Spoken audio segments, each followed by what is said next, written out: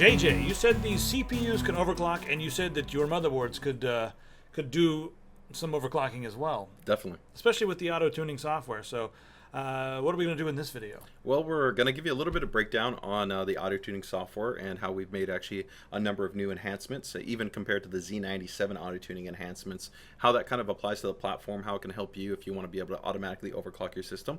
And we're actually going to go through tuning and actually see what kind of the results look like. All right. So this software, it's similar if you guys have seen the AI suite, the newest version, it's pretty much the same thing. As far as the UI, but in terms of the functionality, there's actually quite a number of new pieces that we've introduced specifically for X99. So if we take a look here at the top, you're going to see that we've gone ahead and entered in. So if I go back here, of course, we got the 5-way optimization, and it's the 5-way is going to pretty much auto overclock your CPU, automatically do the fan calibration, make adjustment to the Digi Plus power management settings, so that's going to be ensuring the best efficiency and the best stability even in relation to when the system's overclock. We got the Turbo app, and then we got the EPU. The EPU, of course, helps to manage power efficiency for different types of add-on controllers, and then Turbo app allows us to go ahead and define system-specific overclocks as well as profiles associated to the programs and their overclocks. And we'll talk a little bit more about that once we actually go through the auto-tuning. But with that, let's go ahead and click actually on the 5-way optimization. So that takes us into the primary portion of AI Suite. And so you can see off the top, we've got the fast tuning and the extreme tuning. We've got the ratio only and the BCLK tuning. We're going to focus on the extreme tuning because that's going to give us generally the highest result, as opposed to fast tuning, which is a fixed profile. So extreme tuning is going to be system specific. So to clarify what I mean by that is pretty much it means that specific to your CPU's margin, your cooling solution, your power supply, even your memory, because it'll auto enable your XMP profile if your memory does have an XMP profile. And before we move on, how is BCLK overclocking on this platform? I know it wasn't so crazy with Haswell. Most people stuck with the just the multiplier. Yeah. But can you actually do some overclocking? Well, definitely. I mean, this is very similar to the X99 platform, right. Since the strap is actually quite a bit more robust at being able to allow you to go higher than traditionally just tuning the BCLK. Just like it is in Z97, you have actually a lot of flexibility with the strap, but predominantly it's only focused at people that want to make modifications, first and foremost to the DRAM dividers. But it's pretty robust and similar to the topology enhancements that we talked about in the layout on the board, where we're having really improved cache ratio performance and DRAM overclocking performance. We actually have some very healthy strap-based overclocking performance. Yeah, I found the best performance for me ended up being a combination of messing with the strap and the multiplier with the X99. But it depends. You want to be careful, of course, because always anytime you start to manipulate the bus more, there's a lot of things that are linked into the bus speeds, and so there you add generally a higher level of susceptibility to stability to items that are connecting in essentially, especially sub-storage arrays and secondary controllers. Right. But it can sometimes give you more margin. So you can see we got all core clocking and per core clocking. We're going to leave it at per core because in some situations, of course, you can have a higher frequency on, let's say, like the 4 cores versus on all cores, right? Right. And so a couple of things that are new for this generation is right now you see we have optimal ratio. So what that means is traditionally when we started the auto tuning, it would default start at a base frequency that we kind of had tested a wide CPU sampling set and said that, hey, the majority of CPUs are able to hit that frequency, and it would start tuning from there. But there's a small percentage, about 15% of CPUs that we'd probably see that were traditionally sometimes falling underneath even that optimal ratio. So what we went ahead and did for this generation is we've included the ability to tune from pure stock. So it'll take it a little bit longer than it would normally, but it helps to ensure that even if your CPU has a lower level of margin, then you're going to be able to tune regardless for whatever that margin is, because it's going to tune from the absolute stock. So that helps to ensure that whatever the CPU is, we're always going to be able to ascertain what's the best overclocking potential for it, whether it's extremely low in terms of the margin or whether it's extremely high. So directly below that, we still maintain the ability to assign the ratio. So if you just kind of want to pick a target frequency, say like, oh, hey, I want 4.3, I want 4.4, I want 4.5, just pick that target frequency and we'll attempt to automatically overclock to that. Of course, if it can't reach that because it's either based on thermals or based on the voltage limitation or different variables, then it'll get whatever the closest it is. Now this is an entirely new option, just like the default ratio, which is enable OC tolerance. So what this allows us to do is essentially be able to create a larger delta between the peak frequency of not all core frequency, but let's say like 4 core frequency versus 8 core frequency, or same thing would be like, let's say 2 cores versus let's say like 6 cores. So it just gives us more granularity at being able to essentially ensure that the delta is as high as possible between, let's say, a smaller set of cores and a larger amount of cores. Now, if we continue to move down, some other really cool options that we've incorporated is target voltage tuning. Now, we have a maximum defined voltage of 1.3 because through our kind of assessment, we feel that that's what in most situations, most realistic cooling solutions with heavy loads are going to be adequately able to dissipate up to about 1.3 volts, right. Even 1.275 to about 1.3. But some users that have very, very good ambient temperatures, really high performance cooling solutions, they may feel comfortable even going to higher levels. So with that, this is the first generation for the utility that we're offering the ability. You can go in there, you can manually define this. Whoa. So if you want to be able to pick, if you want to pick 1.35, you can pick 1.35. If you want 1.4, you pick whatever the voltages you want, and we'll tune with that maximum voltage in mind. If you don't make any adjustments, like when we run this, we're just going to run it at pure defaults. So we're going to use our recommended auto roll. But like I said, if you want to, you now have the ability that you can define that into the application, and it could also allow you to go ahead and continue to see additional scaling. But have good cooling, and we don't take responsibility if you guys fry your CPU or your motherboard. You definitely do want to keep that in mind. Right. So directly below that, we've got frequency tuning, which is the same thing. It's a target option in terms of that target parameter. Where this is different is it's actually what I was talking about earlier. I misspoke there in terms of the assigned ratios where you would start off from, and here the CPU frequency tuning is essentially that's tuning towards a specific target. Okay, right. So the other one's where you start, and this one is where you're trying to hit. Exactly where you're trying to hit. And here we still maintain the temperature tuning that we had from the previous generation. So if you don't even want to think about frequencies and you just want to think about temperatures, right? So you want to essentially ensure that the overclock doesn't ever get beyond 85C. Then you could go ahead and just target that, and we'll measure the temperature, and we'll make sure that the overclock essentially doesn't exceed that 85C. What's the TJ Max on this one? TJ Max is it's actually pretty similar to what it is in previous, so it's going to be 105C, so it's still pretty high. As far as what you feel comfortable with, we still generally follow the standard trend that, up to about 85 is what we would probably recommend, 80 to 85. 80 is still actually pretty cool. 85 what I would be, say, the bigger item. But overall in this platform, temperatures are important. VID is important, but current is extremely important. So it's kind of like a multitude of things that you want to really be conscious of when you're pursuing more aggressive overclocks. But that's part of the reason why you've got these auto-tuning technologies, because we have all that built in, right. Kind of keeping track of that. Some really cool things that are also new, though, is you see right here, we've got the enable memory stress test. So we can simultaneously stress test not only the CPU, but the memory at the same time. And as we know, when you scale up CPU frequency and you also scale up memory at the same time, there's always the potential that the CPU may not have the margin of running both of those at high levels at the same exact time. So as an example, you might have a CPU that you can do like 4.6 and 2400 on the memory, but then another CPU may be able to do 4.6 and 28, another one might be able to do 4.6 at 2133. It depends. So this is part of the reason why we enable the memory stress testing, to be able to help to ensure that we can give you a really confident result. Now this one I'm really excited about, and this is an entirely new one. We have now a selectable AVX instruction set that can be incorporated as part of the stress test. So the original stability test was based off of prime derivative, but we hadn't included the AVX instruction set. The reason why this is important, this is a really content creation friendly platform. And predominantly most of the applications that right now use AVX are all content creation programs. So you're gonna have things like Handbrake, you're gonna have Premiere, different programs like that. They use the AVX the AVX instructions that are built into the CPU. But with AVX, it's not only a significantly harder load in terms of computation, but it's a significantly hotter load.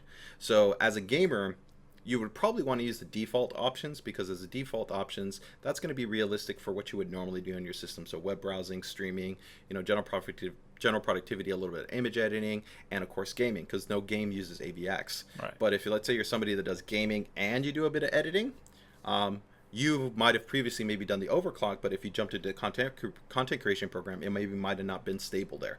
Could have been stable. It just depends on how heavy that program is, how much rendering you might have been doing, how much workloads you would have been doing, and for how long, right? But here, essentially what we're now labeling you to do is that through enabling this option, you can pretty much put on that maximum level of load. So for the kind of the overclockers out there that want the best result, but with the most stress, pick this option.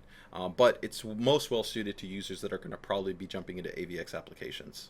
But just keep in mind that it will reduce the maximum overclock compared to that if you don't have it enabled, right. as well as it will even produce more heat and produce a higher level of power consumption. But it's something I'm going to have to do because I'm going to be using Premiere a lot, and it would be wise. Yeah, for definitely anybody that plans to use this system, especially like I said, with any content creation applications, I would strongly advise you enable it.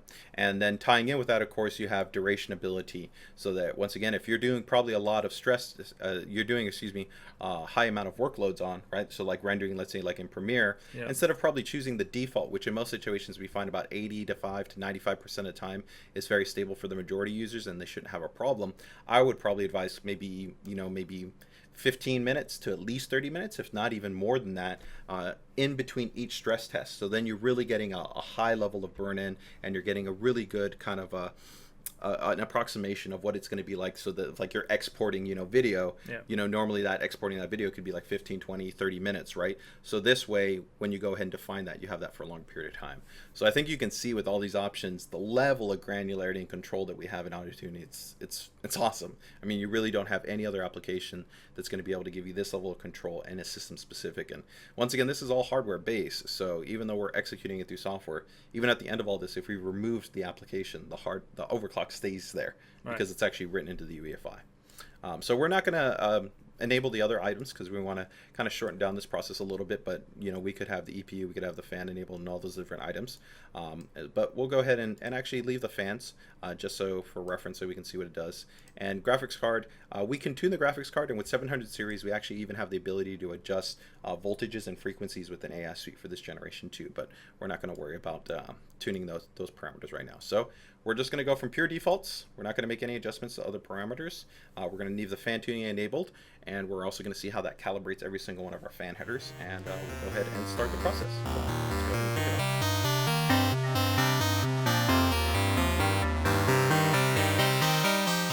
off. Okay, so we can see now the system's gone ahead and rebooted up.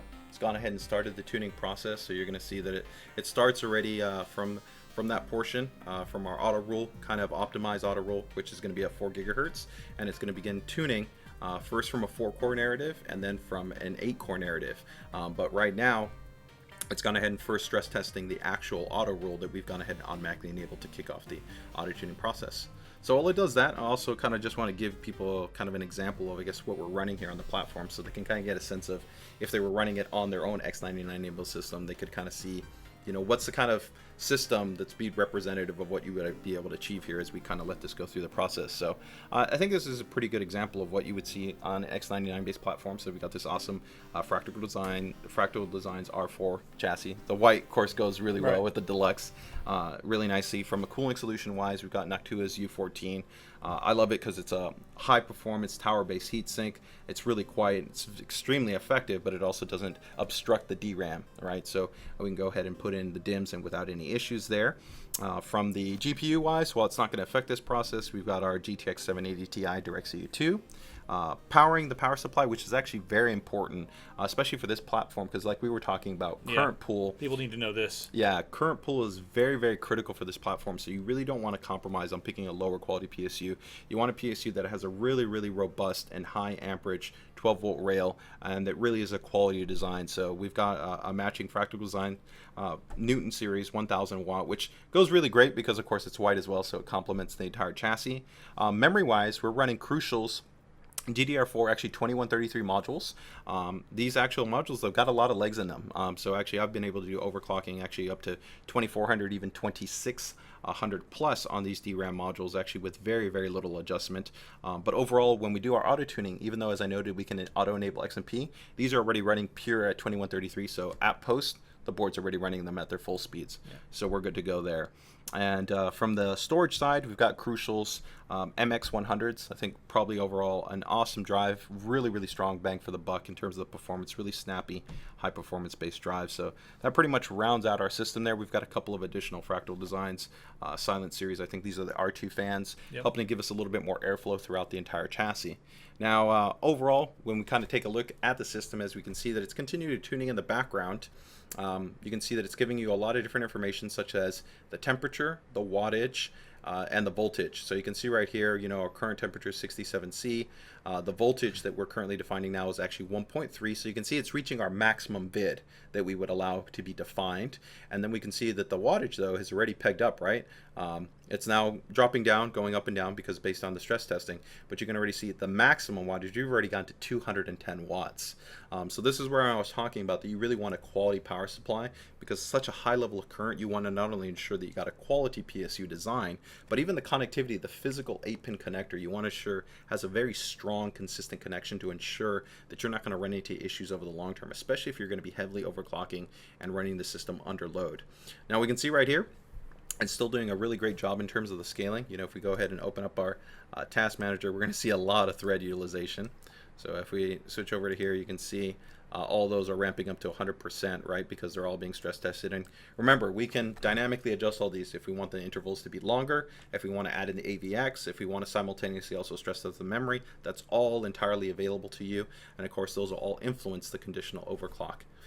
But you can see right now we've already got up to 4.4. So this is I'm really impressed with the temperature that you guys are getting, and also not needing to to raise up the voltage is kind of impressive as well. Yeah. Well, we keep all those things, and like I said, the great thing is that it's going to be CPU specific, like we talked about. There's going to be some CPUs that we've noticed that, like I said, with the lowest level of margin, they're only going to get about 4 to 4.1. There's going to be other ones that, like I said, the majority are going to be probably between about 42 to about 44, and then a smaller subset are going to be from that 44 to 46, and really the best CPUs being that 45 to 46. Very, very small percentage may even be able to exceed that, potentially get into that 46 or greater territory, so 4.7, 4.8. But when you think about that, the base frequency is already 3 gigahertz and max turbo is 3.3. We're already beyond 1 gigahertz overclocking automatic. And I think this is the really cool part. Once again, right, most of you guys day one aren't like me that have had literally almost a year to be able to work with the platform, tweak and tune, understand all the parameters and all these variables, right? This is already all built in automatically. All you need to do is click a button, allow it to dynamically run, and you're good to go. And I think with the level of granularity that we've given on control, it also really helps to make sure that you're going to get a really usable experience. So hit a wall. It's gone ahead and crashed, so that's entirely okay. Only, was it 1300 megahertz above the turbo? Yeah. Only, that's it. So at this point, the system's now gone ahead and recorded the crash, and what it will pretty much do is it'll go, hey, I realized what was the last frequency, and even from that, we generally won't drop down immediately to the frequency that was tested even stable before that. So technically, actually, to get to the 4.6, it passed 4.5, but we actually incorporate a buffer. And by that buffer is we actually even drop down one multiplier. One multiplier. So we're probably going to get 44, not 45. Right. But if you were to manually tune it, you could probably actually go in and manually set 45. Maybe get 45. Yeah, and you'd be okay. But we're just doing kind of like an extra layer of protection to your system in terms of really trying to ensure that you get a very good quality overclock experience. So at this point, now what it's going to progress to is it'll go through the automatic fan calibration process. So it's pretty much just going to take advantage of, we've got this excellent airflow that this Define R4 gives us, and we've got pretty much chassis everywhere. We have a back chassis fan, we've got 2 top fans, we have 2 front intake fans, right? And we've also got that Nectua fan. And so now they're all being pulled and calibrated. If you probably guys can look at the fans, you'll see that they're kind of slowing down, and eventually they'll get to the point they'll even stop spinning. I think you can notice that right now, like on the back exhaust fan. And that's calibrating essentially the maximum and the minimum fan curve information. So that gets all stored inside of the AI suite and the Fan Expert application. And yep, you can see it's entirely stopped. So now what we know is we know the minimum operating values. So the great thing about that is now if you ever go into the quick options for fan tuning, such as silent, when you're web browsing or something like that, it's going to automatically turn off all those fans. The only fan that'll stay active is the CPU fan, but it'll operate at an extremely low curve, which is what you see right here. This is a special option that we implemented. It's called Extreme Quiet Mode for PWM fans, where we can get ultra low RPM speed. So you really get a great balance of acoustics to fan curve optimization. And you can even go in and you can relabel each one of these headers, which is a really nice option, because sometimes you don't know what like chassis fan 4 means. Right. So you can go back in and label chassis fan 4. Oh, that's my back exhaust, right? Or chassis fan 1 and 2 is front intake, right? So it makes it just easier that when you're looking actually at the monitor, you know which are the applicable speeds. So it's going to continue to go through its fan calibration for each one of those headers, and then it's at the end, it'll give us a report breakdown along with the finalized value for the auto tuning. So we'll let it go ahead and run through, and we'll see what it ultimately turns up with.